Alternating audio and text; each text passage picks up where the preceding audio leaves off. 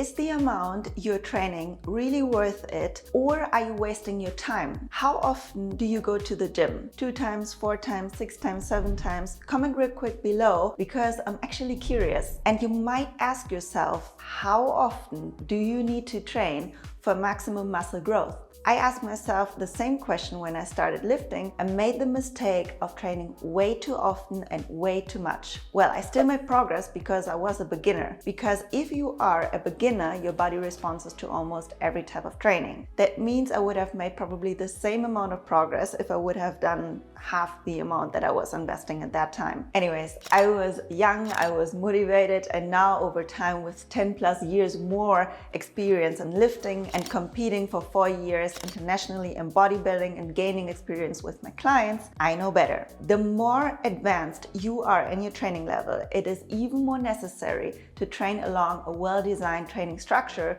that allows for long-term progress without getting injured. In today's video, I'm going to explain to you how often and how long you should work out to make progress in terms of your physique and strength, so that you don't waste time like I did in my early training days. Because both ways, training too much and training too little, are a waste of time. So if we are already putting energy into something, let's do it right. And let me quickly mention that I'm talking about general strength training and mainly gym workouts. I'm not doing recommendations based on home workouts in this video, as they need to be treated very different, since you're most likely not going to a certain point of failure with weights. But back to our original question, how often and how long you should train for maximum results. If you already know me, you know that I'm not giving black or white answers. If I would tell you that X number of times per week for X number of minutes is the best for muscle growth, I would be lying to you. The answer is dependent on your individual circumstances.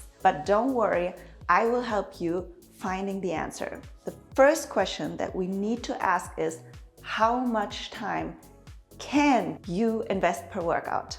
And that gives us an idea of the optimal training frequency per week to allow for best results. You can only work out for 30 or less minutes on a single day. Then I recommend doing at least 4 workouts per week, and you could go up to 6 times per week maximum. If you can invest 30 to 45 minutes into your workouts, you can see results with 3 times per week, and you can go up to even 6 training sessions per week as well. For those of you who like to go to the gym 45 plus minutes up to 90 minutes per session, should aim for a frequency of minimum 3 times to maximum 5 times per week of strength training. There is of course an exception for elite athletes that train sometimes 3 to 6 hours a day, 6 times per week, but usually their full training session is not aiming to build muscle or gaining strength like we would do in the gym. Some exercise they do in their training routine are meant to grow muscle, but most of them are intended to improve their performance and certain skills in their specific area.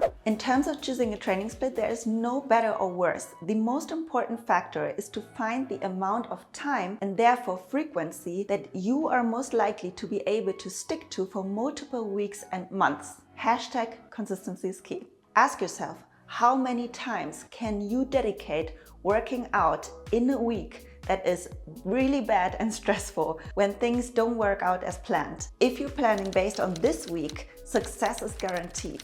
If you're planning on your best possible week, you will be most likely frustrated, and chances are high that you quit because you feel overwhelmed with training and life. After you figured out how much time you can invest, it is time to choose a training split, because the split is also dependent on the frequency of your workout. The goal is to train a muscle group minimum twice per week.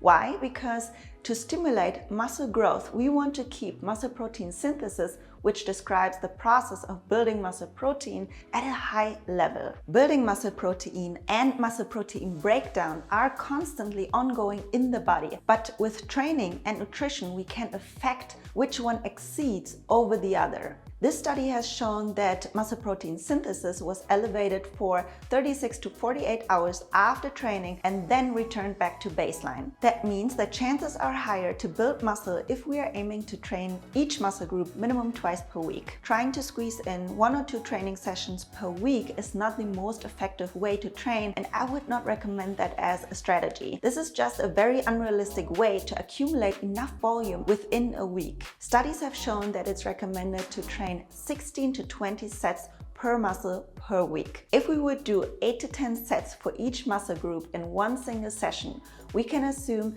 that the amount of energy you will have in those last reps will be reduced and the effectiveness of those sets are not very high. One of the keys to muscle growth is making sure that the final reps on all of your working sets are challenging. You don't have to go to failure, but you should be very close on each of those sets. It is important to mention that being too rigid and scientific is an easy way to become frustrated when you train in a hybrid method like me. Most studies that talk about frequency and volume relate to traditional strength protocols, so while there is value in being aware of popular research, keep in mind that hybrid training styles can be developing new trends that the strength community is still learning about. If you want to hear more on the hows and whys of building my strength and skill programs, then just comment below and I'm curious what your questions are. But for now, we will continue with choosing the right training split that works best for your routine. If you're training 3 times a week, I recommend either a 3 times full body split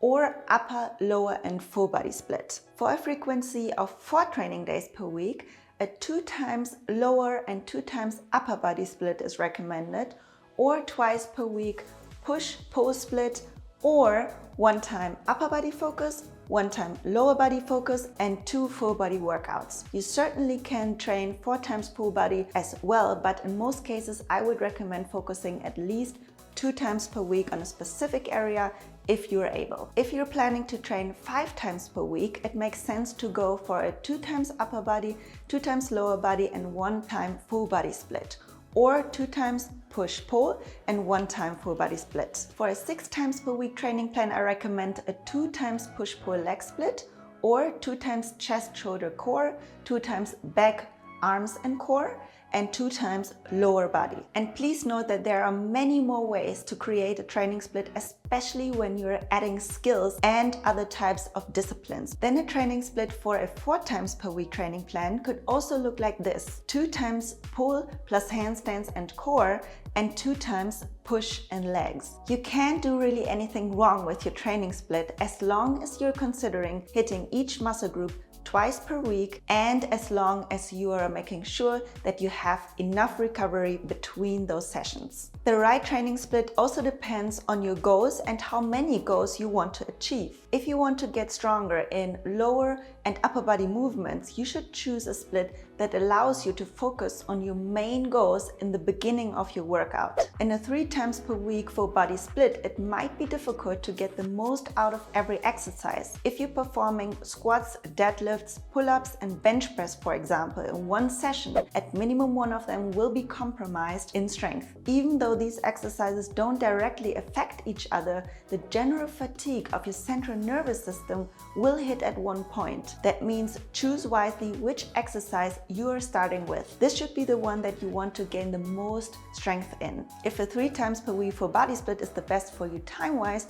you could also alternate the body parts that you're starting with. For example, you will start with one full body workout with lower body movements, and the next full body workout you will start with upper body movements. In general, you must consider that the less frequent and the shorter your training sessions are, then there should be more emphasis on compound movements rather than simple isolation movements. I'm not going into sets and exercises and what type of exercise I recommend in this video because that would go beyond the scope, but if you're interested, let me know in the comments and I can go into more detail in one of my future videos. But what if you're doing already everything right, everything that I was talking about so far in this video, but you still can't see any changes in your body? Then you need to ask yourself 4 questions. First, is your nutrition designed for your goal? Do you eat enough protein, carbs and fats? Do you eat high quality foods? And if you're asking yourself how much you should train to lose fat, it is not only a matter of your workouts, it is dependent on whether or not you are in a caloric deficit, meaning whether you are consuming less than you are burning throughout the day. And the second question you should ask yourself is, How hard do you train? Are you in your comfort zone all the time? Or are you able to fight in those last reps to give your muscle a reason to grow and get stronger? Third, is your plan designed to increase weights, frequency, or reps, aka progressive overloading? And the fourth question is, do you feel recovered for each session? And if not, and you're feeling a constant soreness in your muscles, you might even train too much, and you should lower either frequency, duration of the workout, or the intensity. And if you're searching for well-designed training plans for different splits, you can go ahead and download my app, The Art of Health app, and you will see how good it feels to know that your training makes sense. And if you have more questions regarding how to create a training plan or regarding training and nutrition in general, please feel free to drop them below in the comment section and I'm happy to answer them for you. And you would do me actually a huge favor if you would like and share this video and subscribe to my channel so that you will never miss one of my new upcoming uploads.